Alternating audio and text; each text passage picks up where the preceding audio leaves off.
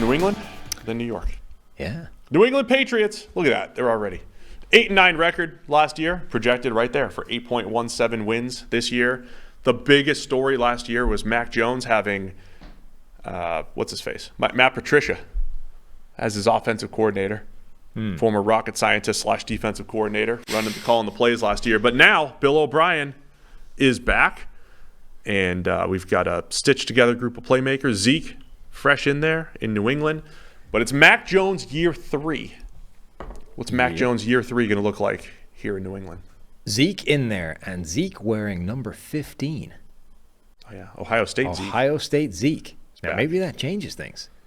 It's better than I have not officially addressed, and this is not the forum to do it. I have not officially addressed Teddy Bridgewater wearing number 50 as a quarterback, and we're not going to do it here. Okay. We'll have to do it somewhere else, but the number stuff has to stop. Okay. 15's fine. I mean, it's a throwback to college. That's fine. That's the thing. It should be, I think there's room for it to be allowed if you're harking back to an iconic number that you wore in college. Now, that becomes more problematic when, the number is silly. Just as a concept, like your college number was dumb. You going back to that is it's still dumb. All you're doing is repeating the dumb. But Zeke, 15 Ohio State Zeke looked awesome. So 15 Zeke NFL, I'm all for it. There's no circumstance under which 50 for Teddy Bridgewater works. I'm not going to address it right now. Okay. So what do we expect from the Patriots this year? I mean, better than last year, surely. Is the play calling enough? Are they another team where, because the defense was very good last year, and I think they could be even better this year. The defense should keep them in a lot of games. Mac Jones, in 2 years in his career, looked good as a rookie. Granted, he looked better in the first 10 or so games than he did down the stretch. There's definitely one of those, if you want to just say Mac Jones over his last year plus, say 6 games, the data's not great. The grades are not great. But the bigger story last year was this offense was atrocious from start to finish. Running a new scheme, everything was different. Everything was bad. So how much do you hold that against Mac Jones? Theoretically, he should be in a better position right now.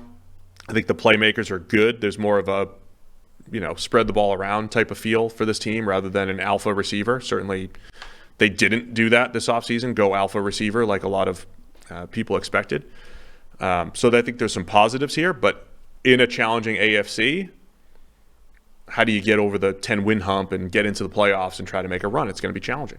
No, it is. I mean, the Patriots, I think, have made significant changes, significant improvements, upgrades. The problem is, everybody seems to be getting better in the AFC. And even in that landscape, you're like, did you get better as much as everybody else? Did you somehow get worse relative to the competition, even though you actually made major improvements? I do think that theoretically, there's not much of a bigger move that could have been made than dumping the disaster of an offensive scheme last season and bringing in a proven commodity in a guy like Bill O'Brien, who has proven success in the NFL, in college, and actually has previous, they crossed over, right? Bill O'Brien and Mac Jones at Alabama. They know each other. It's not like it. So there's multiple ways in which that should help. So I think it would be difficult to overstate how big an improvement that could be. But then you're back to the situation we were a year ago where you say, right, Mac Jones is pretty good as a rookie, but how much better can you get? Because as impressive as that was, we still need more, It was nice, but we need more than that if you're going to contend with the rest of these guys. So they've basically just reset the clock on that question again. And now they're kind of in the same spot that they typically are, which is good offensive line, skill position players that are questionable but should as an aggregate look okay, and then the backfield of Ramondre Stevenson and Zeke Elliott, which should be fine. Well, it's going to address the offensive line thing because coming out of camp, and even when you look at it on paper, tackle, huge question mark. They have Trent Brown coming back, who's played solid football in and out of the lineup, but they go with Riley Reif, who's there was a point where I would sign Riley Reif as my starting tackle in your creep back toward average world. He's probably beyond those days. And I think Connor McDermott, Calvin Anderson, those are the other guys they brought in. Tackle could be a huge issue. as of a few days ago, Riley Reif was taking snaps inside a guard. Right, because it wasn't work. It's not working for him. Right, and he's not a guard. City So was working at right tackle. So right tackle certainly looks like a fairly major question mark. So this offensive line could be a question mark, and I feel like we've said this for a lot of teams now, just in this one show. The playmaker situation, again, people wanted them to get DeAndre Hopkins. They were in the DeAndre Hopkins sweepstakes. And if you just stitch him on at the top of the receiving core here, and then you say, well, Devontae Parker's your 2A, and Juju's your 2B, and Kendrick Bourne's in there, and Tyquan Thornton can be a deep threat, and they've got some really intriguing rookies. It looks great. You take away the alpha receiver, and it's like, okay, there's a lot of footballs to go around. Let's see. So it's not bad, but there's no one guy that defenses really have to account for. Mike Gesicki comes in, and Hunter Henry at tight end. It's a solid, deep group, but it's missing the one who I think from a tactical standpoint, week to week, will influence defenses. Yeah, and Gesicki's now dealing with an injury that's going to keep him out for a while, shoulder injury for him. I thought he was going to be back by week 1. Yeah. But who the heck? I mean, it's one of those ones where the tweet description, the masterclass of vagueness, the tweet description, the medical people were all like, well, hang on, that could mean one of two different things, one of which is not severe at all and is fine, the other of which is a problem. So depending on what it actually is, Gesicki could be out for a while. But anyway. The tweet's right then.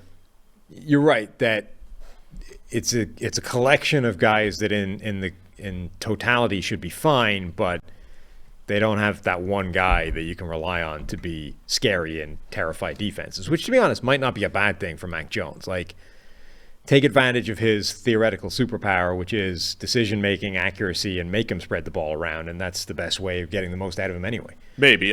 When you have fewer guys that can dominate one-on-one, though, it puts more pressure on the play caller. Maybe Bill O'Brien's up to it.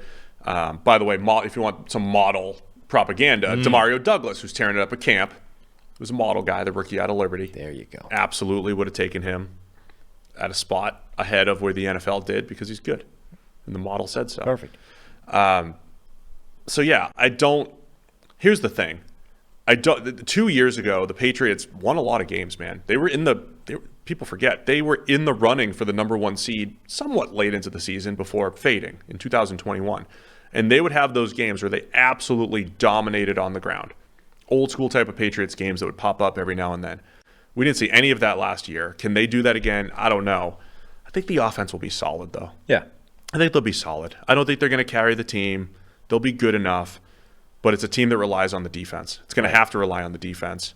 And they were a D that was good last year, and they've added some pieces. That's where they spent their first 3 draft picks. Yeah, I think their offensive line will be fine as well. Like, they might have a problem spot at right tackle, but overall, I think they're going to have 4/5 of a pretty good offensive line. Cole Strange was a weird draft pick last year. I mean, obviously the meme, effectively, of the Rams laughing when they drafted him, however misconstrued or otherwise that was.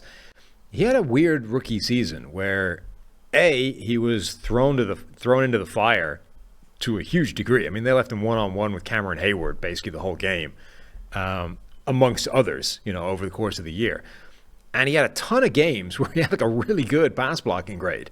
And then he had a few that were pretty rough. But the fact that they were willing to throw him out there, essentially on an island against elite interior defensive linemen, and he had games where he executed that and shut them down, I'm pretty optimistic that year 2 for him will actually look quite good. So Brown, Cole Strange, David Andrews, Michael Owenu, that should be 4/5 of a pretty good offensive line. And then whatever they're able to get out of right tackle, I would imagine is fine. And then on the defensive side of the ball, Patriots had a fierce pass rush last year. Matthew Judon, you get Josh Uche, Dietrich Wise, and then Keon White. Good debut, and we thought he could be a solid second rounder, especially in New England. So it looks like the pass rush will be pretty good. Christian Barmore at defensive tackle had those spurts where he was a very good pass rusher and has a year 3 breakout possibility here. I like their front 7 and what they've done there. And secondary-wise, they had Christian Gonzalez to go with all the guys named Jones. All the guys named Jones. Jonathan, Marcus, and Jack. Yep. are all over there. The Joneses. The Joneses at corner. The biggest loss is Devin McCourty, and not because of the physical play. He declined a little bit over the last couple of years, but still a solid player. But just he was the captain. He was the leader of the secondary, getting everybody lined up, all that fun stuff. He's out now, but they've got depth there as well. So again, it's like I don't think Belichick, from a team building standpoint, has changed anything over the last 22, 23 years. The only difference is Tom Brady the quarterback.